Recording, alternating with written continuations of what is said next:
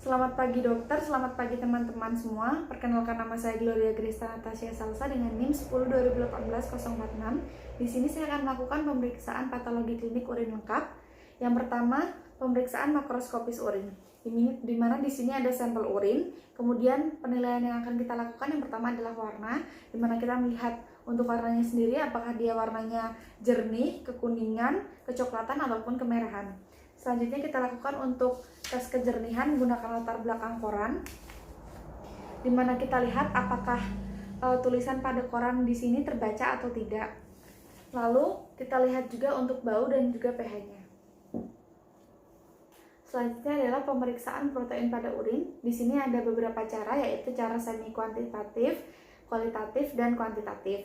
Yang pertama adalah semi kuantitatif, di mana kita akan memasukkan urin sebanyak 2 cc pada tabung pertama. Kemudian kita akan tambahkan asam sulfosalisiat 20% sebanyak 8 tetes.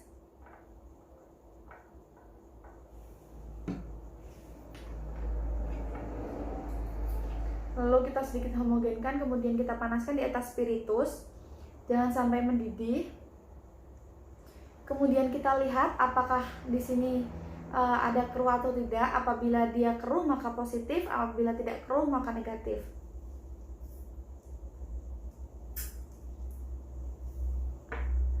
Selanjutnya dengan asam asetat 6%, dimana di sini kita akan memasukkan urin sebanyak 2/3 tabung. Kemudian kita tambahkan dengan asam asetat 6% sebanyak 2-3 tetes saja.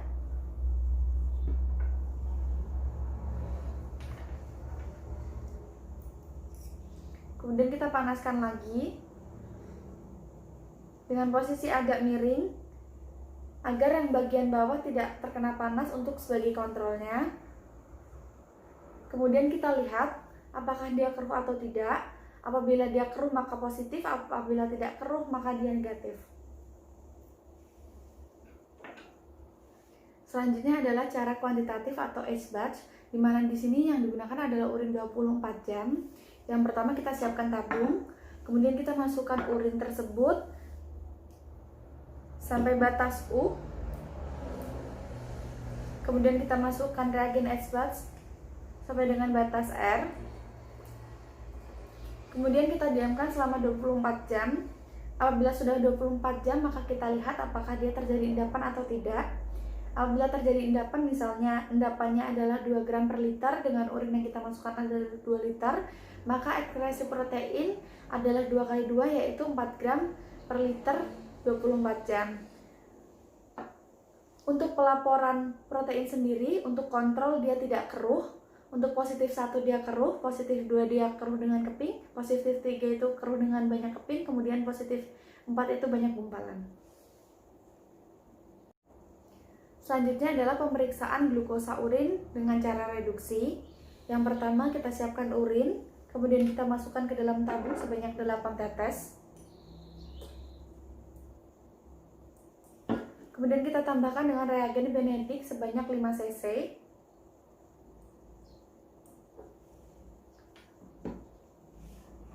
Setelah itu kita jepit dan kita panaskan dengan pemanas air atau tabung spiritus dengan arah keluar.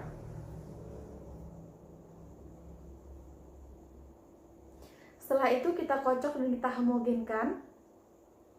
Kemudian kita lihat apakah dia hasilnya terjadi perubahan warna atau tidak. Apabila dia biru maka dia negatif, apabila dia berwarna hijau maka positif 1, apabila dia berwarna hijau kekuningan maka positif 2, kemerahan dia positif 3, dan apabila warnanya pekat atau merah bata maka dia positif 4. Selanjutnya adalah pemeriksaan pada benda keton pada urin menggunakan urin segar. Di mana yang pertama ada reagen Rotera, di mana reagen Rotera ini kita akan mengambil urin sebanyak 5 cc. Kemudian kita tambahkan dengan reagen Rotera dengan menggunakan ujung sendok. Kemudian kita kocok. Lalu kita masukkan amonium hidroksida lewat dinding tabung.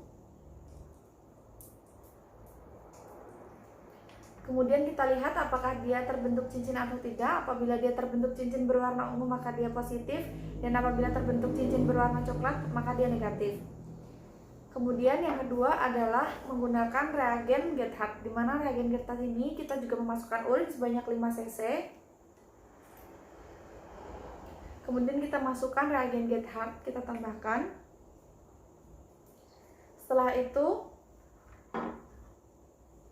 kita saring menggunakan kertas saring.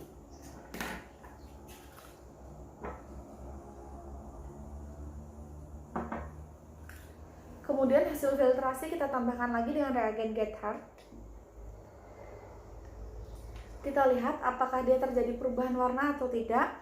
Apabila dia warnanya menjadi warna ungu, maka dia hasilnya positif, dan apabila tidak terjadi perubahan warna, maka hasilnya negatif. Selanjutnya adalah pemeriksaan untuk bilirubin, di mana pemeriksaan bilirubin yang pertama adalah tes busa, di mana kita akan mengambil beberapa sampel urin. Kemudian kita kocok. Kemudian kita lihat apakah dia terdapat gelembung atau tidak. Apabila terdapat banyak gelembung, maka dia hasilnya positif. Kemudian selanjutnya adalah tes Harrison, di mana kita akan mengambil 5 cc urin. Kemudian kita juga tambahkan 5 cc larutan BaCl 2 10%.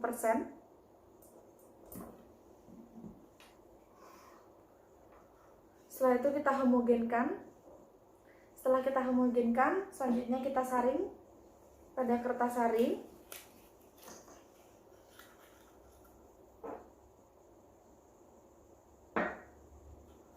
Setelah itu kita tambahkan reagen Faucet pada kertas saring. Kemudian kita lihat apakah terjadi perubahan warna atau tidak. Apabila dia terjadi perubahan warna berwarna kehijauan, maka hasilnya positif. Apabila tidak berwarna hijau atau tidak terjadi perubahan warna, maka hasilnya negatif. Selanjutnya adalah pemeriksaan untuk urobilinogen. Yang pertama menggunakan cara Wallace Diamond, di mana di sini menggunakan urin segar. Pertama kita masukkan urin sebanyak 10 cc pada tabung pertama tanpa pengenceran, kemudian kita letakkan di atas kertas putih. Kemudian untuk yang kedua kita lakukan dengan pengenceran dari tabung 1/10. Kita masukkan 1 cc ditambah dengan Aquade sebanyak 9 cc.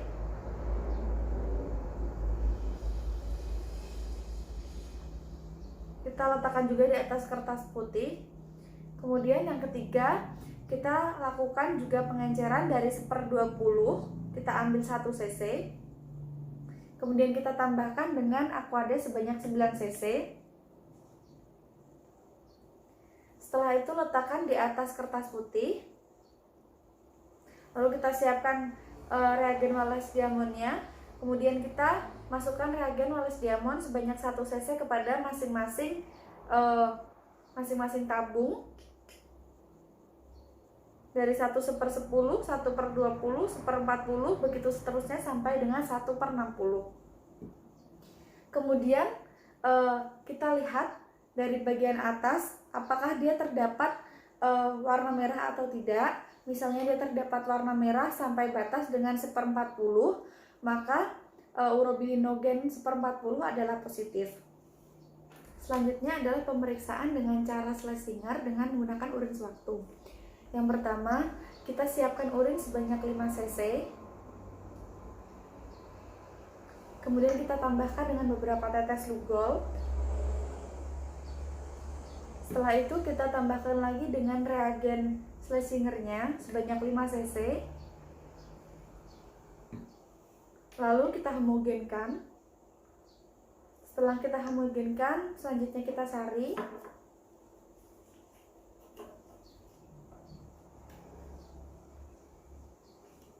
Kemudian setelah kita saring, kita lihat dengan menggunakan kertas karbon berwarna hitam.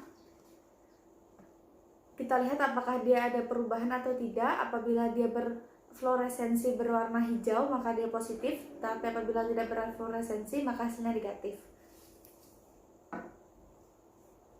Selanjutnya adalah pemeriksaan untuk sedimen urin, di mana di sini kita menyiapkan 2 tabung. Kemudian masing-masing tabung akan kita masukkan 7-8 tetes urin.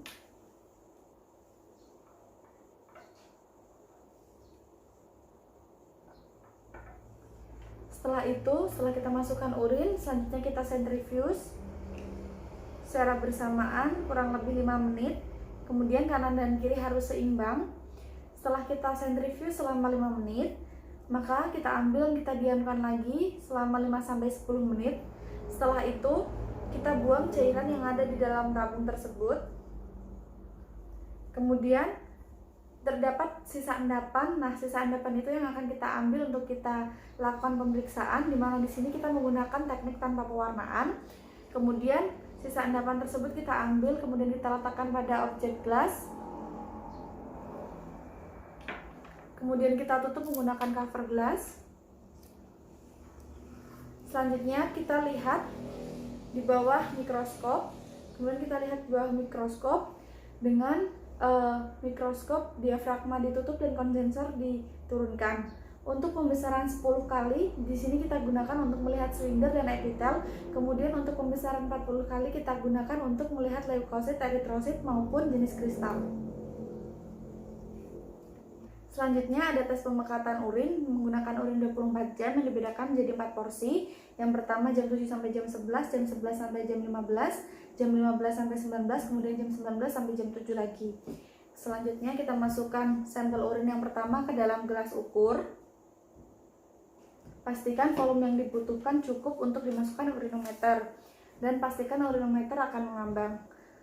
Kemudian kita masukkan urinometer dengan cara diputar.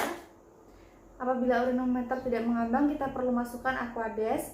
Kemudian setelah itu kita baca volume urin dan berat jenis yang ada di skala. Misalnya di skala terdapat 10, maka 1.010 dan volume urinnya misalnya 100.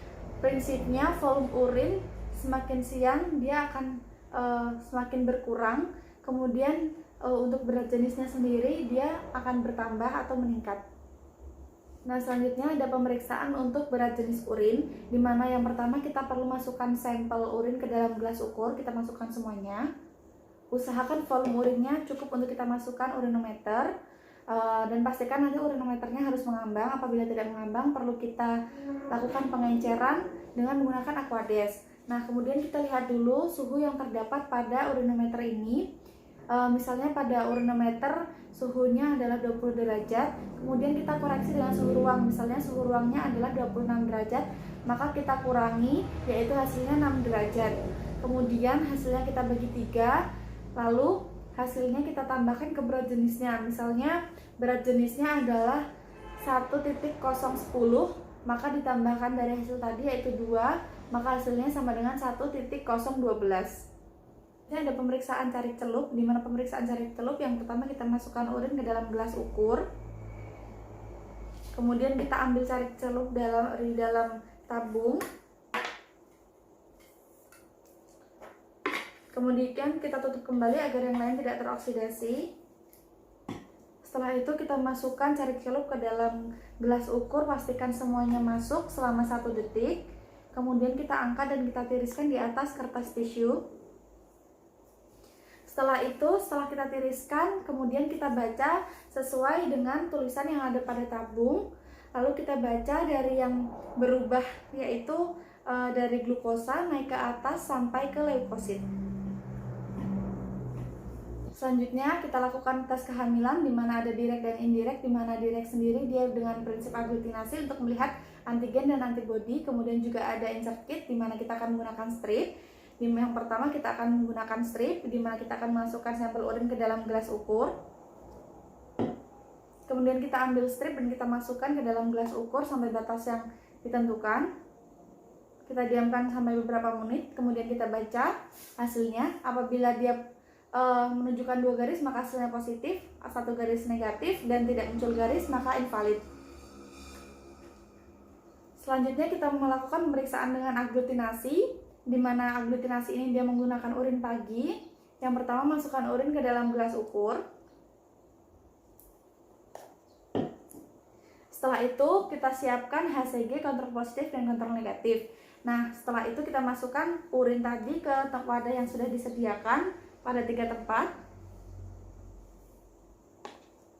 Di mana tempat pertama kita tambahkan dengan kontrol positif dan tempat kedua dengan kontrol positif.